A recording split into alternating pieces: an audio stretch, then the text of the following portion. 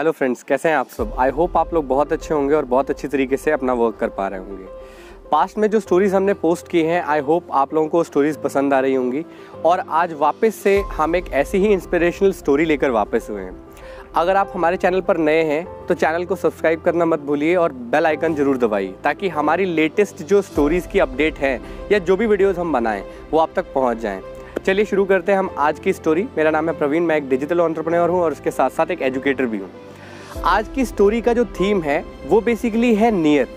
हमारी नीयत कैसी होनी चाहिए इसके बारे में आपको पता लगेगा आज की स्टोरी से। तो चलिए शुरू करते हैं आज की स्टोरी। एक समय की बात है, एक शहर में एक पर्सन रहता था। उसके करीबन 4-5 बच्चे थे और वो पर्सन बहुत भला आदमी था। बहुत अच्छी तरीके से काम करके उसने बहुत सारी दौलत इकट्ठी की थी। उसकी जीवन में एक समय इस तरीके का आया जब वो बूढ़ा होने लगा और बूढ़ा होने के बाद वो अस्वस्थ रहने लगा। तो अस्वस्थ रहने लगा जब वो, तो अपने बच्चों में जो भी उसकी जायदाद थी उसने वो बराबर करके बांट दी और 5 बेटों में, जैसे मान लीजिए 25 लाख रुपए की उसकी जायदाद थी तो 5-5 लाख रुपए करके उसने सारे बच्चों को बांट दी। और उसके कुछ दिन बाद वो जो पर्सन था, वो जो बाप था उन बच्चों का, वो चल बसा। और जब उसकी डेथ हुई और जिस दिन उसकी अर्थी उठने वाली थी तो वहाँ पे हुआ क्या कि एग्जैक्टली वहाँ पे एक अनजान पर्सन आया और उसने मतलब स्ट्रेंज में पूछा ऐसे कि क्या ये मर गए। तो लोगों ने बोला कि हाँ, इनकी डेथ हो गई और इनका तबीयत ख़राब रह रहा था और इस वजह से इनकी डेथ हो गई। तो वो पर्सन बोलता कि कैसे मर गए भाई, ये अभी कैसे मर सकते हैं, इनको तो मुझे बहुत सारे पैसे देने थे, इनको पैसा लौटाना था मुझे, तो इस सिचुएशन में ये कैसे मर गए। 10 लाख रुपए मुझे इनसे लेने थे और वो दिए बिना ये कैसे मर सकते हैं। तो वहाँ पे उनके बच्चे भी थे और उन बच्चों में जो 4 बच्चे थे और उनका एक जो अंकल वगैरह थे, वो सब ये बोल रहे थे कि अब भाई जब नहीं रहे तो कोई दिक्कत वाली बात नहीं है, अब तो नहीं रहे वो, अगर वो होते तो वो आपके सारे पैसे लौटा देते। और उस सिचुएशन में जब बच्चों ने ये कहा कि अब पापा नहीं है तो उनके पैसे हम कैसे दें आपको, हम क्यों दें पैसे, उन्होंने तो हमें कभी बताया भी नहीं कि उन्होंने आपसे पैसे लिए थे। तो उस सिचुएशन में वो उसके चाचा की तरफ देखता है वो पर्सन कि भाई आप तो उसके भाई हो, कम से कम आप तो उसके पैसे लौटाओ।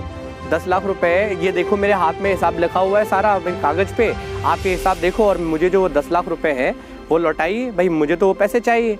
तो वो पर्सन बोलता है कि जब बच्चे ही मना कर रहे हैं तो मैं क्यों हाँ बोलूँ, मैं क्यों दूँ आपको पैसे, मुझे भी इस बात की कोई जानकारी नहीं है। बट उन 5 लड़कों में जो एक सबसे छोटा लड़का होता है उसका नाम होता है विजय थोड़ा सा मतलब मायूस हो जाता है उस टाइम पे। उसे वो रो रहा होता है, एक्चुअली उसके पिताजी की जो अर्थी निकल रही होती है तो वो रो रहा होता है। तो वो रोते रोते कहता है कि अंकल आप चिंता मत करिए, हमारे पिताजी ने हमें जो पैसा बांटा है उसमें से 5 लाख रुपए मेरे हिस्से में भी आया है, तो आप चिंता मत करिए, आपके पैसे नहीं डूबेंगे। आप 5 लाख रुपए मैं आपको अभी के अभी दे देता हूँ और बाकी का जो 5 लाख रुपए है वो मैं आपको कुछ टाइम दीजिए, मैं आपके पैसे चुका दूँगा। हम आपके एक भी पैसा नहीं रखेंगे, मैं आपका एक भी पैसा नहीं रखूँगा, आपके पूरे पैसे चुका दूँगा। अब जब वो आदमी ये बात सुनता है तो कहता है नहीं, मुझे तो पूरे पैसे चाहिए। वो कहता है अंकल मुझे थोड़े समय का टाइम दीजिए और मैं थोड़े समय में आपके बाकी के 5 लाख रुपए भी चुका दूंगा। तो एकदम से ही वो जो पर्सन होता है वो हंसने लगता है और सारे लोगों को आश्चर्य लगता है कि भाई हंस क्यों रहा है। तो हंसी रोकने के बाद वो पर्सन बोलता है कि आपके पिताजी एक ऐसे इंसान थे जिन्होंने अपनी पूरी लाइफ में लोगों से लिया कुछ भी नहीं, लोगों को सिर्फ दिया ही दिया है।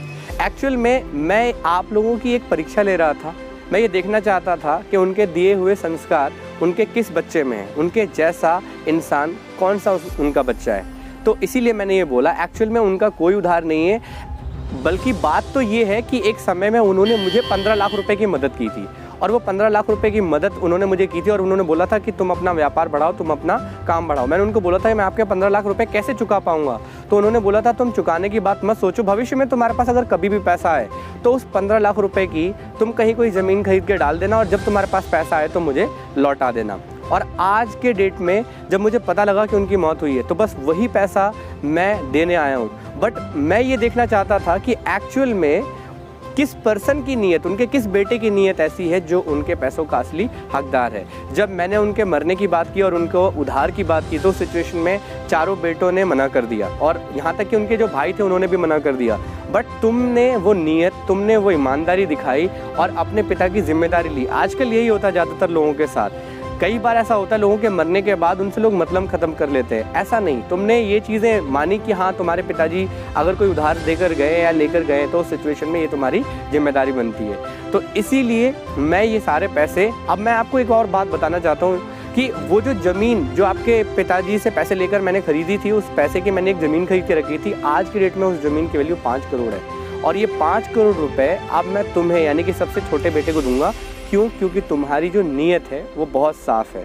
तुमने ये भी नहीं देखा कि तुम्हारे पास जो बटे हुए पैसे 5 लाख रुपए आएंगे वो तुम्हें देने पड़ेंगे या और पैसे तुम्हें चुकाने पड़ेंगे। तुमने साफ नीयत से पैसे देने के लिए एग्री किया। इसीलिए जो आज उनकी पैसों से जो मैंने ज़मीन खरीद के रखी थी उसकी वैल्यू 5 करोड़ है, वो 5 करोड़ रुपए मैं आपको देना चाहता हूँ। तो फ्रेंड्स, इस स्टोरी से हमें मैसेज क्या मिलता है? इस स्टोरी से मैसेज ये मिलता है कि अगर हमारी नीयत साफ़ है तो ऊपर वाला किसी ना किसी बहाने हमें बहुत कुछ देगा, लेकिन हमें वो मिलेगा तब जब हमारी नीयत साफ़ है। तो हमारी नीयत का साफ़ होना ज़रूरी है। हम किसी के लिए अगर कुछ कर रहे हैं तो हमें सच्चे मन से करना चाहिए। ये नहीं ध्यान रखना चाहिए कि वो बदले में हमारे लिए क्या करेगा। कई बार जब हम लाइफ में कुछ कर रहे होते हैं तो हम ये देखते हैं कि वो पर्सन मेरे लिए बदले में क्या करेगा। अगर आप ये सोच रखते हैं कि बदले में आपको क्या मिलेगा, तो फिर उस सिचुएशन में आप उपकार नहीं कर रहे हैं। एक्चुअल में उपकार का मतलब होता है करके भूल जाना। मतलब आपने किसी की मदद की तो बिना किसी एक्सपेक्टेशन के आपने उसकी मदद करके और उसके बाद मदद आप करके भूल गए। अब ये नहीं कि आप वहाँ पे बदले में कुछ एक्सपेक्ट कर रहे हैं कि बदले में मुझे आप क्या मदद करोगे, तो फिर वो एक तरीके का एहसान नहीं हुआ, वो एक तरीके का परोपकार नहीं हुआ।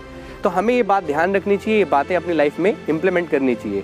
आई होप ये जो स्टोरी मैंने आपको बताई है इससे आपको ये पता लगा होगा कि लाइफ में हमारी नीयत कैसी होनी चाहिए। अगर हमारी नीयत साफ़ होगी तो हमारी लाइफ में बरकत होगी ही होगी, हमारी लाइफ में ग्रोथ होगी ही होगी।